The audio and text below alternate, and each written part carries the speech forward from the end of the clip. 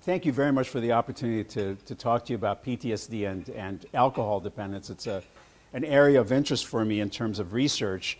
We'll say a little bit about the epidemiology of these co-occurring disorders and how they interact, how PTSD and substance use interacts. And those interactions are really rich and complex and multiple. And I'm not going to be able to do justice to the complexity of this topic, but we'll cover some of it and something about treatment, and I'll give you a little glimpse of some of the research we're doing at the VA right now in this area.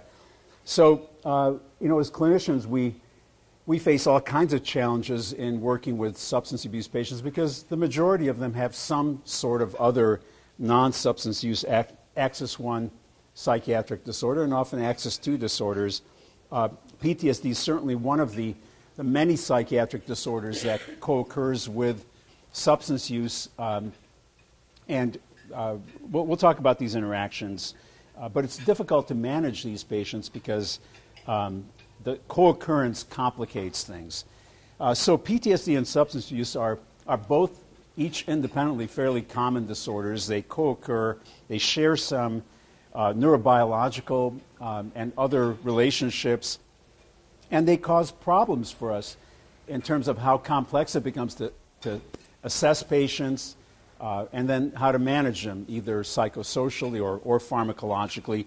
And the co-occurrence of these problems tends to worsen treatment outcome for each of the independent disorders. There's also another aspect of this that I'm personally increasingly interested in, and that is that PTSD and substance use share a lot of features in terms of various forms of neurocognitive impairment, among which are various types of impulsivity. So risk-taking, poor decision-making, impulsive behavior. Of course, there are many other psychiatric disorders that have neurocognitive impairment: attention deficit disorder, schizophrenia, even severe major depressive disorder. When someone's caught up in a profoundly depressed episode, it restructures your cognitions. It skews the way we think. But in PTSD and alcohol, and in the left-hand corner is another new interest, traumatic brain injury, which we're seeing in a lot of young people who've had sports, people who've been, of course, assaulted, and then veterans, a population that I spend a lot of time working with. But each of these independently, substance use, traumatic brain injury, PTSD, each can contribute an element of additive, incremental neurocognitive impairment, with impulsivity as being a common sort of pathway that flows from these. And the problems with impulsivity are multiple. In addition to just maintaining substance use through poor decision-making, there are other risky behaviors: suicide, assaultiveness, marital disruption, job loss, accidents that all flow from this. So it's an important area, and if we have a chance, we'll touch on that. So just a little bit about the epidemiology of these disorders. There's a large interaction in patients with lifetime PTSD. Various studies show that the rates of a substance use disorder are 30 to 40%. And by the way, it's difficult to get exact numbers because people vary, and the population studied are really heterogeneous. So is one looking at a community sample of people with PTSD, or a mental health clinic sample of people with PTSD, or some other setting? And depending on the setting, you get very, very different rates. But it's enough to say that probably have 3 to 4 times the rate of substance use in PTSD patients as you have in the general population of individuals without PTSD. And similarly, if you look at the other side of the coin, looking at substance use disorder patients, the prevalence of lifetime PTSD ranges from 26 to 53%. So again, probably 3-4 times what it is in the general population of people without substance use. So either way you look at it, the co-occurrence is high. And this is just data from the San Francisco VA Medical Center, looking at the last few fiscal years. And what it shows, the gray bar on the left is the proportion of veterans at the medical center And at that medical center, we see about 40,000 veterans from San Francisco and the area north of here. Of those, about 6,000 or 7,000 are diagnosed with PTSD currently. And of that 6,000 or 7,000 who have PTSD, 30 in fiscal year 07 it was 33%. In fiscal year 11 it's about 38%. So if you look at the medical charts of those patients, about 38% have some substance use diagnosis if they have PTSD.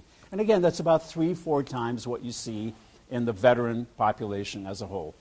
The red bar, or the smaller bar, is just the subset that has alcohol, because that's a special interest of mine. But roughly a third or more, 30 to 40% of these patients have some substance use problem. So what are these relationships? And I'll just use alcohol as a kind of an exemplar because it's the most common substance. But, you know, we often hear this explanation, self-medication. And, you know, very interestingly enough, this started out as a clinical concept, but you hear it from a lot of patients. I mean, those of you who work with clients and patients know that patients will often say, I use a drug or alcohol to self-medicate. And they'll actually use that term. They won't say, I'm using it because I'm sad or I'm suffering. I'm using it to self-medicate. Self-medicate my ADHD or my depression or my anxiety or because I can't sleep. And PTSD patients also say that. They'll tell you they drink so they can fall asleep, or they drink so they won't have nightmares, or they drink so they won't be so irritable during the daytime, or that they won't be so bothered by intrusive, unbidden recollections of traumatic events. And there's something to this. As an addiction physician, I'm more likely to want to think in terms of alcohol and substance use can drive some of the PTSD, can make it worse. But in fact, it seems the directionality certainly comes a lot from the other direction, that PTSD symptoms really do tend to increase or be correlated with increases in substance use. And I'll be showing some data that shows that PTSD treatment can actually help perhaps reduce some aspects of substance use. I think we're just beginning to discover whether treating substance use can in turn down some of the intensity of PTSD symptoms.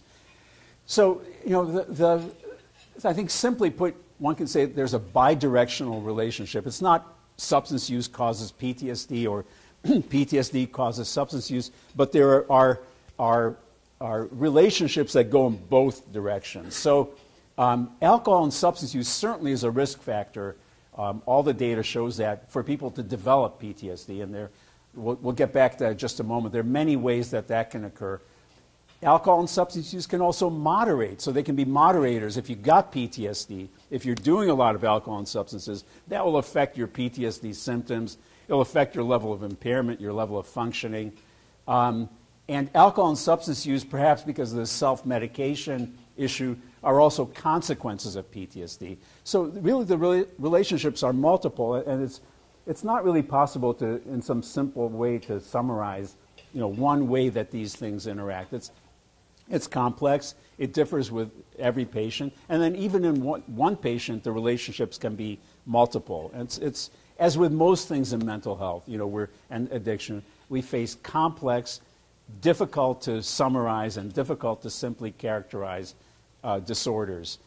It's a classic problem with mental health treatment, isn't it? That it's hard for us to actually assess patients accurately, to agree on diagnoses, and even when we do, it's very hard to predict the outcome of our treatments. It's a special challenge that we have in the part of healthcare that we're involved with. So, you know, I'm not going to get excessively into this, but alcohol use disorders and substance use in general and PTSD also share some important neurobiological mechanisms. What's wrong with people when they have PTSD? Well, that's a complex question, and I certainly don't have, you know, one answer. But certainly among the things that are wrong are neurochemical alterations in various brain regions that involve cognition, that involve mood, anxiety, depression, that involve arousal. Our alert systems, the systems that are responsible for fear, for identifying threatening stimuli in the environment, for remembering the connection of stimuli to what happens. So In an oversimplified way, people with PTSD have disordered arousal systems and remain either aroused all the time or become aroused from inappropriate